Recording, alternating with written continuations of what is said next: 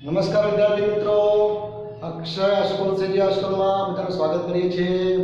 હવે આજે આપણે ચેપ્ટર 4 ની અંદર કુટુંબ નિયોજન એટલે શું એ આપણે અગાઉના લેક્ચરમાં શીખી ગયા। મિત્રો, વિશ્વના દરેક નાગરિકોએ, ભારત દેશના દરેક નાગરિકોએ એનો જન્મસિદ્ધ અધિકાર છે પોતાનું જીવન પોતાની રીતે શારીરિક, માનસિક, ભાવનાત્મક અને બધી જ રીતે તંદુરસ્ત જીવી શકે, આનંદથી રહી શકે અને પોતાની રાજનૈતિક અને વ્યવસાયિક ક્રિયાઓ કરી શકે એ માટેનો નૈતિક અને બંધારણીય અધિકાર છે મિત્રો। પણ ભારત એવો એક વિશ્વનો એકમાત્ર દેશ છે જેને કુટુંબ નિયોજનનો 1951 ની અંદર સૌ પહેલા કાર્યક્રમની શરૂઆત કરેલ છે મિત્રો। એ અંતર્ગત કુટુંબ નિયોજન એટલે કે કુટુંબનું પણ આયોજન, આપણે કોઈ પણ પ્રસંગ કરતા હોય તો આયોજન કરતા હોય, ભાઈ કેટલા માણસો રસોઈ બનાવવું પડશે, શું કરવું પડશે, કેટલી વાનગીઓ બનાવીશું, ડીશનો ભાવ શું રાખીશું, કઈ જગ્યાએ કરીશું, આવું બધા આયોજન કરતા હોય છે મિત્રો। તો એ બધા પ્રસંગો પાછ છે। અહીંયા તો આપણા કુટુંબનું, તો નાનું કુટુંબ કેવી રીતે રાખી શકાય અને આનંદથી બધા વ્યક્તિઓ સુખી કેવી રીતે બની શકે, પતિ પત્ની અને બાળકો અને એનો સમાજ દેશ તંદુરસ્ત કેવી રીતે બની શકે એ માટે ભારત દેશે કુટુંબ નિયોજન પદ્ધતિનો પ્રોગ્રામ શરૂ કરેલ છે। તો મિત્રો, એના અંતર્ગત શારીરિક, માનસિક, ભાવનાત્મક, પ્રજનનિક બાબતોના બધા જ પાસાઓનો વિચાર કરી અને એને કોઈ પણ પ્રકારનું નુકસાન ના થાય, આનંદની પ્રવૃત્તિમાં પણ નુકસાન ના થાય, એના જીવનમાં પણ કોઈ નુકસાન ના થાય, બધી જ એની સાંસ્કૃતિક અને નૈતિકતા જે કહીએ, પોતાની એક પ્રકારની માનસિકતા હોય છે, એક પોતાનું જે ચારિત્ર કહીએ એ ચારિત્ર પણ ભંગ ના થાય, એ બધાને ધ્યાનમાં રાખીને કુટુંબ નિયોજન પદ્ધતિઓ અપનાવવામાં આવતી હોય છે। અને એવી પદ્ધતિઓ સરકાર દ્વારા RCH પ્રોગ્રામ દ્વારા એ અમલમાં મૂકવામાં આવે છે, એને કમ્પ્લીટ ચકાસવામાં આવે છે, એનો ઉપયોગ કરીને નિર્ણાયક પદ્ધતિમાંથી પસાર કરીને પછી એને પ્રોડક્શન કરીને ભારત દેશના સામાન્ય નાગરિક સુધી, ગરીબમાં ગરીબ નાગરિક સુધી પહોંચાડવામાં આવે છે, એની પદ્ધતિઓ સમજાવવામાં આવે છે અને એ રીતે કુટુંબનું આયોજન કરવામાં આવતું હોય છે મિત્રો।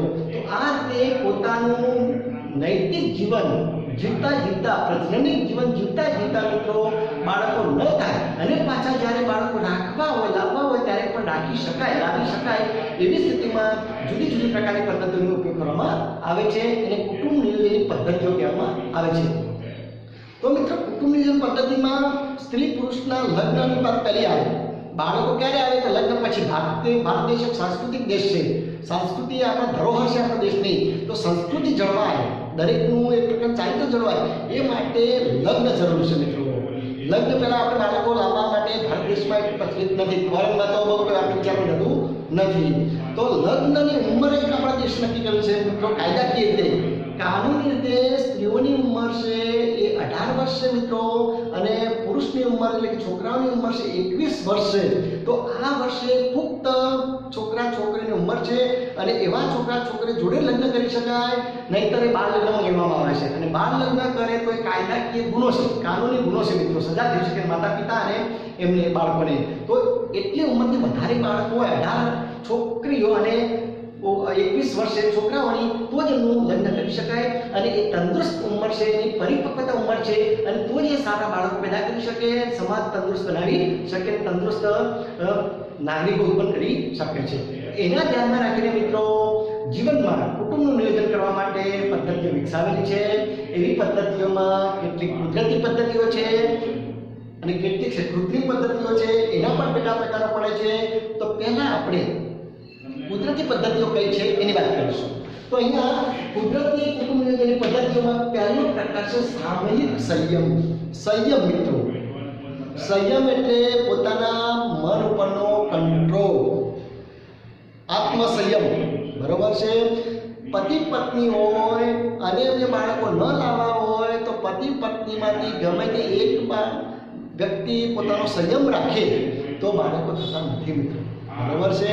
તો એના માટે સંયમ જરૂર છે, સામયિક સંયમ જરૂર છે। એના માટે બીજી ટેકનિકલ બાબત ધ્યાનમાં રાખવી જરૂર છે સંયમમાં। તો ઋતુચક્ર ચાલતું હોય સ્ત્રીની અંદર, તો 28 કે 29 દિવસનું ઋતુચક્ર આપણે જોઈ ગયા હતા ત્રીજા પાઠમાં, બરોબર છે। તો 10મા દિવસથી શરૂ કરીને 17મા દિવસ સુધીમાં આટલા દિવસોમાં અંડકોષ પાત થવાની ક્રિયા વધારે હોય શક્યતાઓ. જો અંડકોષ પાત થાય તો જ અંડકોષ ઇથમસમાં આવે, તુંબિકાવાળા ભાગમાં ફેલોમેન્ટમાં તો જ ફલનની શક્યતા બને. બરોબર છે. પણ આ દિવસોમાં પ્રજનન ના કરવામાં, સંવર્ધન કરવામાં ના આવે તો અંડકોષ આપતો જ નથી મિત્રો. એટલા શુક્રકોષો ફલન કરી શકતા નથી. માટે પ્રજનન પણ કરી શકાય, સંવર્ધન ક્રિયા કરી શકાય, જાતીય આનંદ મેળવી શકાય છે, સુખ મેળવી શકાય છે, પણ બાળકો થતા નથી. તો આ એક પ્રકારનું સંયમ કહેવાય. એ તારીખોમાં પ્રજનન ના કરે, સંવર્ધન કરાય નહીં. બીજું મિત્રો છે બાહ્યસ્ખલન. તો બાહ્યસ્ખલન એટલે જ્યારે પણ પ્રજનન ક્રિયા કરતા હોય ત્યારે, જાતીય પ્રવૃત્તિ કરતા હોય, સંવર્ધન કરતા હોય ત્યારે જ્યારે વીર્યસ્ખલનની તૈયારી હોય, શુક્રકોષો સહિત વીર્યનો સ્ત્રાવ થવાનો હોય, એ સમયે શિષ્ટના યોનિમાંથી બહાર કાઢી લેવામાં આવે છે. શુક્રકોષ એટલે વીર્ય યોનિમાં દાખલ થવા દેવામાં આવતું નથી, બહાર કાઢી નાખવામાં આવે છે. એટલા માટે બાહ્યસ્ખલન કહેવાય. અંદર શુક્રકોષો પડે જ નહીં તો એટલા અંડકોષો ફરી થવાના નથી. તો એવા સમયે સંયમ રાખીને બહાર કાઢી લેવામાં આવે તો એને વીર્યસેચન પણ કહેવામાં આવે છે. તો આ ધ્યાનમાં રાખવામાં આવે છે. અથવા બીજું છે સંવનન અંતરાલ. તો જ્યારે શુક્રકોષો, જ્યારે સ્ત્રીમાંથી અંડકોજનનો એટલે કે સ્ત્રાવ થાય માદા તરફથી, એ સમયે શુક્રકોષો સ્ત્રાવ થાય, બંનેનો સંગમ થાય, તાલમેલ થાય તો ફલનની શક્યતા વધી જાય છે. પણ અહીંયા મિત્રો બંને વચ્ચેનો અંતરાલ કરવામાં આવે, શુક્રકોષો સ્ત્રાવ વહેલા કરી નાખવામાં આવે, પછી અંડકોષો સ્ત્રાવ અથવા અંડકોષો સ્ત્રાવ વહેલા કરવામાં આવે અને પછી શુક્રકોષ સ્ત્રાવ વચ્ચે અંતરાલ સમય પડી જાય તો પણ શુક્રકોષો અમુક સમય પછી મરી જતા હોય છે, 6 કલાક સુધી જીવી શકે. તો એ અંતરાલ રાખવામાં આવે તો પણ ફલન થતું નથી, બાળકો થતા નથી અને પોતાની જાતીય સંવનન ક્રિયા ભોગવી શકાય છે, એમાં કોઈ અવરોધ આવતો નથી. બીજી વસ્તુ છે મિત્રો, અહીંયા જ્યારે પ્રેગ્નન્ટ સ્ત્રી હોય અને બાળક જન્મ્યું હોય, પ્રસૂતિ થઈ હોય ત્યારે દૂધનો સ્ત્રાવ થતો હોય તો દુગ્ધ શ્રવણ કહેવાય. તો સ્તનમાંથી જ્યારે દૂધ શ્રવણ કરવું હોય અને એ વખતે બાળક સ્તનપાન કરતું હોય તો મેક્સિમમ 6 મહિના સુધી, 6 માસ સુધી એ પ્રજનન કરવામાં આવે, શુક્રકોષો વીર્ય ઠલવવામાં આવે યોનિમાં તો પણ અંડકોષો આવતા નથી, ઋતુચક્ર બંધ થઈ જાય છે. એટલે કે અંડકોષ પાત થતો નથી. તો અંડકોષ પાત ના થાય તો ફલન થાય જ નહીં. તો એ સમયે પણ ગર્ભધારણ અટકાવી શકાય છે, થતું નથી. તો આ બધી કુદરતી ઘટનાઓ છે મિત્રો, એક પ્રકારનું સંયમ છે. બરોબર છે. અને બ્રહ્મચર્ય, લગ્ન ના કરીએ તો મિત્રો એમાં બાળકો થતા નથી. પણ લગ્ન કરવા એ કુદરતી પ્રવૃત્તિ નથી મિત્રો. બધા કુંવારા થઈ જાય તો બાળક પેદા સમાજમાં અસંતોષ ઊભો થઈ જાય, સંખ્યામાં રેશિયો બદલાઈ જાય સ્ત્રી પુરુષનો, તો એ પણ ગંભીર ઘટના થઈ શકે. ઘણા દેશો એવા છે, થાઈલેન્ડ જેવા દેશો કે જ્યાં સ્ત્રી પુરુષનો રેશિયો ઓછો થઈ ગયો છે, વસ્તી વધારો ઘટી ગયો છે. તો જે જોઈએ એ પણ વસ્તી નથી. માટે એ લોકોને વસ્તી વધે માટે નોકરીના જે પીરિયડ છે, કલાકો છે, એ પણ ઘટાડીને સ્ત્રીઓને ઘરે મોકલવામાં આવે છે અને એ પ્રમાણે બાળકો બધા પેદા કરી શકે છે. તો મિત્રો એ કુદરતી વસ્તુ રાખી શકે. બરાબર છે. લગ્ન તો કરવા જ પડે અને જાતીય પ્રવૃત્તિઓ, સંવનન અને માનસિક કે શારીરિક એક પ્રકારનો આનંદ છે કુટુંબનો, એવો હોવો જરૂરી છે. તો એ કરતાં કરતાં બાળકો ન થાય એની વાત કરીએ છીએ આપણે. તો એ બ્રહ્મચર્ય પણ આપણે કરી શકીએ. ઋષિમુનિઓ પોતે લગ્ન કરતા નહોતા તો બાળકોનો સવાલ હતો નથી. હવે મિત્રો આ તો થઈ કુદરતી પદ્ધતિઓ. હવે બીજી અવરોધન પદ્ધતિની વાત કરીશું, કૃત્રિમ પદ્ધતિઓ. જ્યાં મેનમેડ છે, માણસે બનાવેલી પદ્ધતિનો ઉપયોગ કરવામાં આવે છે અને શુક્રકોષ અને અંડકોષનું મિલન થવું જરૂર છે. મિલન થાય તો ફલન થાય, ફલન થાય ફલિતાંડ ને પછી ગર્ભ રહે. પણ મિલન નતા થવા દઈએ તો ભૌતિક રીતે વચ્ચે અવરોધ કે નાખેલો તો ફલન થતું નથી. શુક્રકોષ અંડકોષને પહોંચી ના શકે તો આવો જે ભૌતિક અવરોધ ઊભો કરીએ છીએ એવી પદ્ધતિને આપણે અવરોધન પદ્ધતિ તરીકે ઓળખીશું. તો આવી અવરોધન પદ્ધતિની અંદર અંતર્ગત અવરોધ ઊભો કરવામાં આવે છે. એટલે કે શિશ્નની ઉપર લગાવવામાં આવે અવરોધ કે પછી યોનિની અંદર અવરોધ લગાવવા માટેનો કયો પદ્ધતિનો ઉપયોગ કરવામાં આવે, પણ ટૂંકમાં બંને વચ્ચે આડશ અવરોધ ઊભો કરવામાં આવે છે, જેથી કરીને શુક્રકોષો અંડકોષોને મિલન થઈ શકતું નથી અથવા મિલન થાય પણ મારી નાખવામાં આવતા હોય છે. આમ અવરોધ પદ્ધતિમાં આવતો હોય એ પદ્ધતિને અવરોધન પદ્ધતિ કહીશું. તો મિત્રો આવી અવરોધન પદ્ધતિઓમાં પુરુષ અને સ્ત્રીઓ બંનેમાં વપરાય છે. પુરુષ અને સ્ત્રીઓમાં બંનેમાં વાપરી શકાય, ઉપયોગમાં લઈ શકાય એવી પદ્ધતિ બનાવવામાં આવે છે. એમાં પહેલી પદ્ધતિ છે નિરોધ, કોન્ડોમ. તો કોન્ડોમ પુરુષમાં પણ વાપરી શકાય છે અને સ્ત્રીઓમાં ઉપયોગમાં લઈ શકાય એવા પણ કોન્ડોમ આવે છે. બંનેમાં સેમ ટુ સેમ છે, થોડી રચનાત્મક બાબતો જુદી જોવા મળશે. તો પુરુષનો કોન્ડમ કેવો હોય છે મિત્રો જોઈએ તો એની અંદર અહીંયા મેં ફિગરમાં બતાવ્યું જ્યારે પેકેટમાં હોય ઉપયોગ કર્યા પહેલાની સ્થિતિમાં હોય તો એકદમ પાતળા મુલાયમ રબર સ્થિતિસ્થાપક રબરની જે લેટેક્સ કહેવામાં આવે છે, તો લેટેક્સમાંથી બનાવેલું આધુનિક ક્વોલિટી વાળું રબર હોય છે, બરાબર છે. એમાંથી બનાવેલું એક એકદમ મુલાયમ જેને મોજા જેવું સાધન તરીકે કહીએ આપણે એને નિરોધ દઈશું. તો આવો છે મિત્રો જ્યારે પણ પ્રજનન કરવામાં આવે, સંવર્ધન કરવામાં આવે ત્યારે પુરુષ પોતાના શિષ્ટ જ્યારે ઉત્થાપિત થઈ જાય, શિષ્ટ લાગુ થઈ જાય ત્યારે એના ઉપર જેમ પગે મોજા કરીએ છીએ એમ શિષ્ટ ઉપર પહેરાવી દેવામાં આવે છે. ત્યારે મિત્રો અહીંયા એક આગળ સાંકળી કે તૂટી રહેતા હોય છે અને એ તે રીતના જોવા મળે છે. અને પછી જો પ્રજનન કરવામાં આવે તો શરીર થતું વીર્ય છે એ અહીંયા આ કોટીમાં ભરી જાય છે, યોનિમાં જતું નથી. અને જ્યારે પ્રજનન પૂરું થઈ જાય, કાબોત જેના પતી જાય છે ત્યારે પોતાનું સિસ્ટમ બહાર કાઢીને કોન્ડમ કાઢીને એને દૂર કરી દેવામાં આવે છે. આમ વીર્ય યોનિમાં જતું નથી, શુક્રકોષો યોનિમાં જતા નથી, માટે બાળકો થતા નથી. જ્યારે જરૂર હોય ત્યારે કોન્ડમ વગર પ્રજનન કરવામાં આવે, સંવર્ધન કરવામાં આવે તો બાળક લાવી શકાય છે. આમ એકદમ હાથવળું સાધન છે, કુટુંબ નિયોજન માટે અતિ સસ્તું છે. 5 રૂપિયામાં 3 આવે છે. સરકારી કોન્ડમ છે, કેટલાક પ્રાઇવેટ વાળા પણ વેચે છે, મોંઘા હોય છે, પણ એવું કોઈ મોંઘા સસ્તાનું હોતું નથી. આપણી સરકાર સારામાં સારી ક્વોલિટી વાળા કોન્ડમ પૂરા પાડે છે, સસ્તામાં સસ્તા દરે. તો એનો ઉપયોગ કરી શકાય છે મિત્રો. તો એ ગરીબ માણસો સુધી પણ પહોંચી શકાય છે. તો પુરુષના કોન્ડમની વાત કરીએ મિત્રો, એવા સ્ત્રીઓમાં પણ મિત્રો કોન્ડમ આવે છે. તો સ્ત્રીઓમાં કેવા હોય છે, એક રિંગ જેવી ગઠન હોય છે, એની અંદર પછી સંકુચિત અવસ્થામાં આવું દેખાતું હોય છે. જેમ આમાં કેવું છે, આમાં છેલ્લે ટોપી જે હતા એમાં ટોપી ના હોય, તો એની અંદર જ્યારે મૂકી દેવામાં આવે છે અને પછી આંગળી થોડું અંદર સરકાવવામાં આવતું હોય છે, જેથી કરીને યોનિમાં ભરાવવામાં આવે છે. અને પછી જો સિસ્ટર આમાં સ્ત્રીમાં પહેરવામાં આવે છે, સ્ત્રીનો કોન્ડમ સ્ત્રીને પહેરવામાં આવે, પુરુષનો કોન્ડમ પુરુષ પહેરે છે. તો સ્ત્રી કોન્ડમ પહેર્યા પછી જો પ્રજનન કરવામાં આવે તો પુરુષ વીર્યનું સ્ખલન કરે તો પણ યોનિમાં જતું નથી, કોન્ડમમાં રહે છે, એક છેડે બંધ છે, હરીની જવું છે. પરિણામે જ્યારે પ્રજનન પતી જાય, સંવર્ધન ક્રિયા પતી જાય ત્યારે કોન્ડમને કાઢી દેવામાં આવે છે. યોગ્ય જગ્યાએ ગમે તે જાતે ફેંકી શકાય નહીં. બાળકોમાં એનો જે સંકેત ખોટો જાય છે.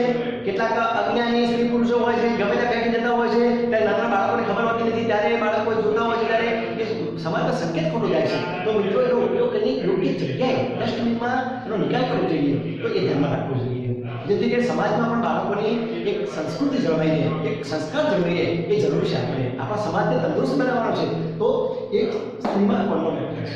બંને સ્ત્રી પણ જ્યારે બાળકોની ઈચ્છા રાખતી હોય ત્યારે કોન્ડમ ના પહેરે, પ્રજનન કરે તો પછી શુક્રકોષ એ વીર્ય સ્ખલન થશે, બાળકો શુક્ર થઈ શકશે, ફલન થઈ શકશે.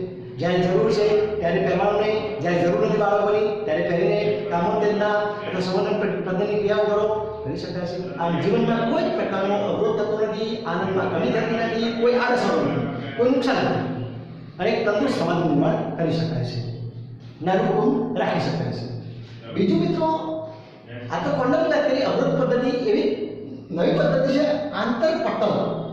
આ સ્ત્રીઓમાં વપરાતી પદ્ધતિ છે, આ પુરુષ સ્ત્રીમાં બંને વપરાતી હતી. હવે આ જે આંતરપટલ છે એ બંનેમાં વપરાય છે. આંતરપટલ પણ કહેવાય, એક બીજું નામ છે ગ્રીવા ટોપી છે, ત્રીજું નામ છે વોલ્ટ્સ. તો આવા પ્રકારના પદ્ધતિની અંદર મિત્રો આવી સરસ કેપ હોય છે.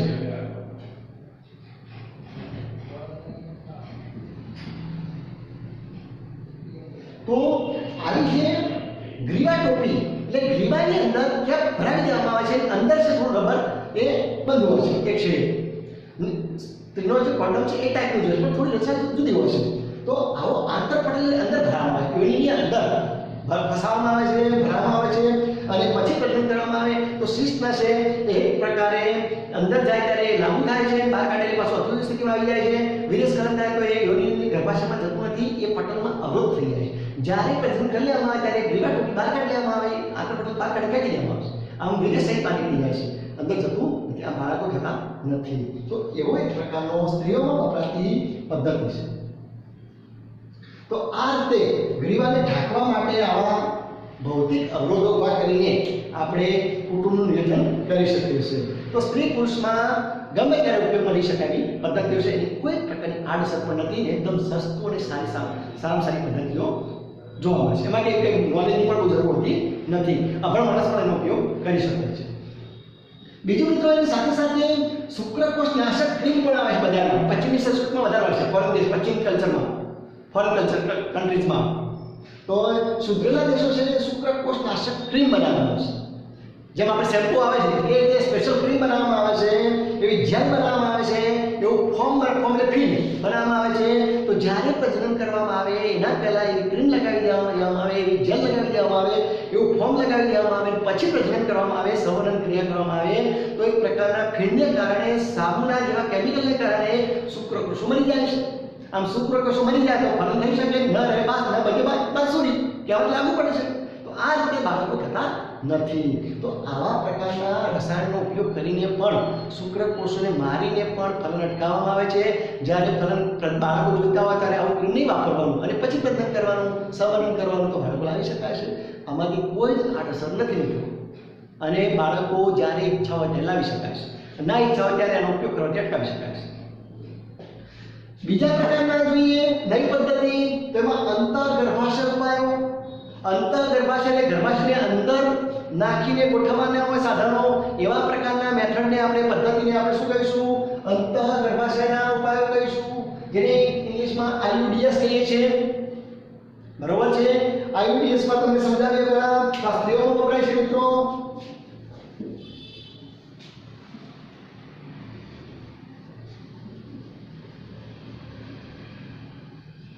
તો સ્ત્રીઓની અંદર આપણે ત્રીજા પાઠમાં જોઈ ગયા, જલ્દી જોઈ રહ્યો છું. આ ગર્ભાશય દોર્યું, આ યોની માર્ગ છે અને આ ગ્રીવા છે, ગ્રીવાની બહાર ખુલે છે. તો આ ગર્ભાશય છે, આ યોની માર્ગ છે અને આ યોની દ્વાર છે. તો મિત્રો અહીંયા આવા જે IUDs છે તો નિષ્ણાત ડોક્ટર દ્વારા, નિષ્ણાત ડોક્ટર એટલે ગાયનેકોલોજીસ્ટ હોય, નર્સ પણ હોઈ શકે, જે બુદ્ધિશાળી હોય, એને સતત મહાવરો કરેલો હોય, એક્સપિરિયન્સ હોય, એવા કોઈ પણ ડોક્ટર કે નર્સ દ્વારા કે કોઈ અન્ય જાતીય શિક્ષણનો કોઈ અનુભવી ડોક્ટર હોય, કોઈ માણસ હોય શિક્ષિત, એવા માણસ દ્વારા આવા IUDs એટલે અંતઃગર્ભાશય ઉપાયો જે છે સાધનો એ મૂકી શકાય છે મિત્રો. અને આ ગર્ભાશયને ગોઠવવામાં આવે છે અને પછી પ્રજનન કરવામાં આવે, શુક્રકોષો નાખવામાં આવે તો ફલન થતું નથી મિત્રો, બાળકો થતા નથી. જ્યારે બાળકો રાખવાની ઈચ્છા હોય ત્યારે આવા કાઢી લેવામાં આવે, પછી પ્રજનન કરવામાં આવે તો બાળકો રાખી શકાય. તો એવા વિવિધ પ્રકારના બિનઔષધીય દવા નથી મિત્રો, બિનઔષધીય ઉપાયો છે IUDs પ્રથમ કક્ષાના છે. બીજા દવાવાળા કહેવાય. બરોબર છે? તો એમાં લિપ્સ લૂપ છે, લિપ્સ લૂપ એવા પ્રકારના અંદર લૂપ્સ ટાઈપના ભાગો મૂકવામાં આવે છે યોનિની અંદર અહીંથી, તો એને લિપ્સ લૂપ કહેવામાં આવે છે. અને આકારની વાત કરીએ તો કોપર વાળા આ લિપ્સ લૂપ છે પ્લાસ્ટિકમાં બનેલા હોય છે, જ્યારે આ કોપરમાંથી બનેલા હોય છે. કોપર છૂટું કરે, આયન કોપર Cu+2 આયનો છૂટા કરે, તો કોપર ઝેરી રસાયણ છે, શુક્રકોષો મારી નાખે મિત્રો. તો કોપરના સાધનો બનાવેલા હોય એનું નામ છે કોપર T, કોપર 7 અને મલ્ટીલોડ 375 375. તો આ ત્રણ પ્રકારના જે કોપરમાંથી બનાવેલા સાધનો છે તો એને આપણે ગર્ભાશયમાં મૂકવામાં આવે યોગ્ય ડોક્ટર દ્વારા કે નર્સ દ્વારા, અને પછી પ્રજનન કરવામાં આવે તો બાળકો થતા નથી. તો મિત્રો કોપર T એટલા માટે કે આવી કોપર એ T આકારનું હોય છે, આવા T આકારનું સાધન હોય છે મિત્રો. અને આ બે દોરા હોય છે નાયલોનના, અને આની ઉપર એકદમ પાતળો મુલાયમ કોપરનો વાયર વીંટળાયેલો હોય છે. આ બુરંગીને દોર્યો તો કોપર વાયર છે, T આકારનું છે, એટલા માટે કોપર T ગયું. તો આ મૂક્યા પછી પ્રજનન કરવામાં આવે, પછી શુક્રકોષો અહીંયા આવશે, ત્યારે અહીંયા કોપર આયન મુક્ત થશે, પરિણામે કોપરને કારણે શુક્રકોષો મરી જશે.